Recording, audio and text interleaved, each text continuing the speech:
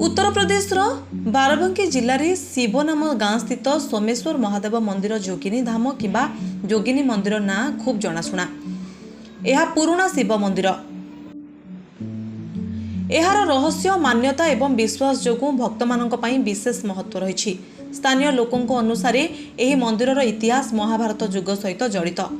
एसहित एठारे स्थापित शिवलिंग पूजा स्वयं अदृश्य शक्ति करिथांती। ग्रामवासी एवं वयस्क लोकों मतरे शिव नाम गाँ स्थित जोगिनी धामर इतिहास महाभारत युगरू जड़ित हो रही। पांडव माने सेमानक वनवास समय एही अंचल रे किछि समय बिताइथिले बोली विश्वास करा जाय। एसहित यही सोमेश्वर महादेव मंदिर समेत निकटरे थिबा अनेक शिव मंदिर यही समय प्रतिष्ठित होइतिबा मध्य विश्वास करा जाय। एठारे जोगिनी मानक बासस्थानर कथा मध्य प्रचलित, जो कारणरू एही मंदिर को जोगिनी धाम बोली कहा जाय।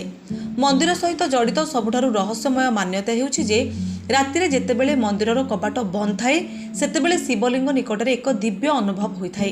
अधा रातिरे कोनोसी अदृश्य शक्ति शिवलिंग को पूजा करुथबा स्थानीय लोके दाबी करंती।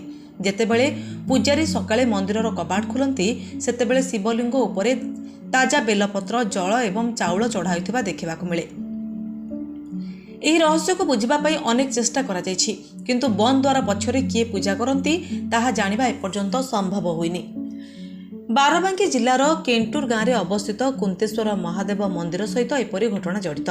सेठारे मध्य एक अदृश्य शक्ति रातिरे प्रथमे शिवलिंग को पूजा करिथांते बोली कहा जाय। सेहीपरि एही अंचलर प्रसिद्ध लोधेश्वर महादेव मंदिर को पांडव जुगर बोली विश्वास करा जाय। एही विश्वास जोगु बाराबांकीर एही अंचल को धार्मिक एवं ऐतिहासिक दृष्टिकोणरू अत्यंत गुरुत्वपूर्ण बोली विवेचना करा जाय। ब्यूरो रिपोर्ट हेबी सोनियंता।